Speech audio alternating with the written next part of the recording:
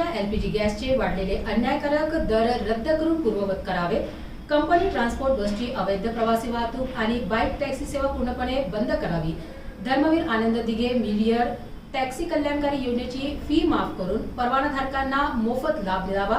विना परवाना ई रिक्षावर बंदी घालून त्यांना पोलीस चारित्र्य पडताळणीचे नियम लागू करावेत। शहरात रिक्षासाठी अधिकृत पिकअप आणि ड्रॉप पॉइंट निश्चित करून द्यावेत। यासह अन्य मागण्यांकरिता जिल्हाधिकारी कार्यालयासमोर महाराष्ट्र श्रमिक विकास वाहतूक संघटनेच्या वतीने आमरण उपोषणास सुरुवात करण्यात आली।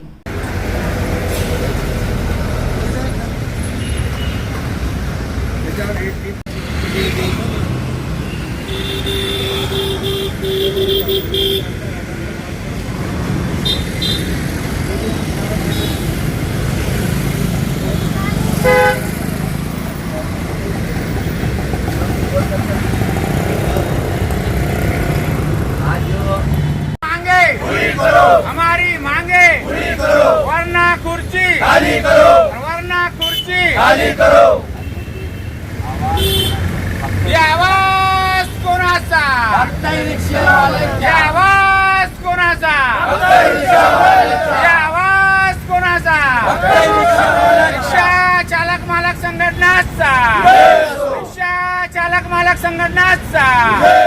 UCN मध्ये आपलं स्वागत आहे। छत्रपती संभाजीनगर औरंगाबादच्या जिल्हा अधिकारी कार्यालयासमोर महाराष्ट्र श्रमिक विकास वाहतूक संघटना संस्थापक अध्यक्ष संजयजी सिरसाट हे आपल्या जिल्ह्याचे पालकमंत्री आहेत। या संघटनेने जिल्हाधिकारी कार्यालयासमोर उपोषणास सुरुवात केलेली आहे, निदर्शने झालेली आहेत। हे सर्व जे आपल्यासमोर बसलेले आहेत हे सगळ्याच्या सगळे रिक्षाचे चालक व मालक आहेत। मागील काही दिवसापासून आपण बघत आहोत कशा प्रकारे जे युद्ध चालू आहे त्या युद्धादरम्यान जे गॅसचा तुटवडा झाला आहे आणि कशा प्रकारे गॅसचे दर वाढलेले आहे। कोणी किती वाढवले, कोणी किती वाढवले। 2-4 वेळेसचे आंदोलन तर झालेले आहेत, पण शासनाच्या काही कानावर जूर रेंगत नाही। शासन काही याच्यामध्ये दखल देत नाही। यावेळेस त्यांनी ठाम माणूस बसलेले आहेत आपल्यासोबत, जे आपल्या महाराष्ट्र श्रमिक विकास वाहतूक संघटनेचे पदाधिकारी आपल्यासोबत बसलेले आहेत। आपण चर्चा करूया नेमकं त्यांचा प्रॉब्लेम काय आणि समस्या काय। सर, UCN टीव्हीमध्ये आपलं स्वागत आहे। आज आपण इथं उपोषणाला सुरुवात केली, आंदोलनाला सुरुवात केलेली आहे, काय म्हणाले?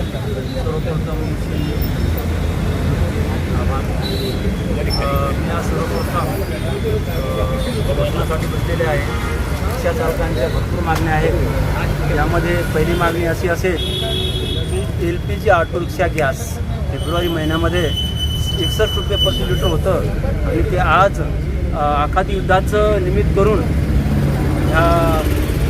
ह्या पंप मालकांनी 125 रुपयावर नेले।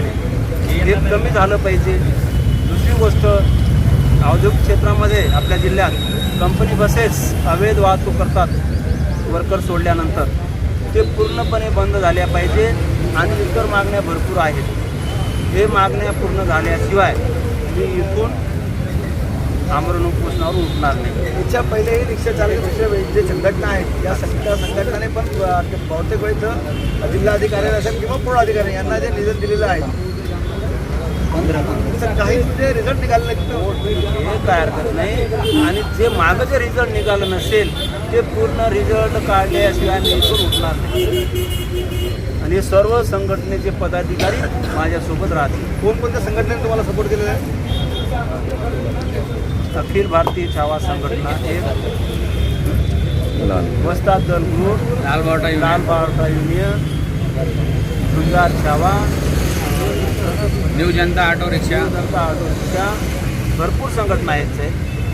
DSOचं असं म्हणणं आहे की माझं आमचे जे बाहेरून जे ओपन मार्केटमध्ये जे गॅस खरेदी करतात त्यांच्यावर आमचा कंट्रोल राहत नाही।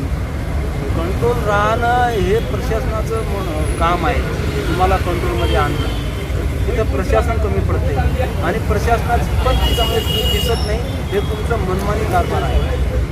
हे जे तुमच्याकडे स्टॉक आहे तुम्ही दाबून ठेवताय, रिक्षा चालक दिशाभूल करताय, रात्र बेरात्र तिथं तुम्ही पंपावर गॅस नाही म्हणून थांबून ठेवताय आणि मनमानी तुम्ही दिवसाढवळ्या रेट वाढवताय मनाने तुमच्या। हे असं माझं मत आहे। याच्यामध्ये आपण एक बघतो की जे शेडिंगची रिक्षा आहे त्यांचं सर्व काय म्हणतात, त्याचा परिणाम तुमच्या धंद्यावर होतो का? हा बिलकुल 100% होतो, बरोबर 100% होणारच।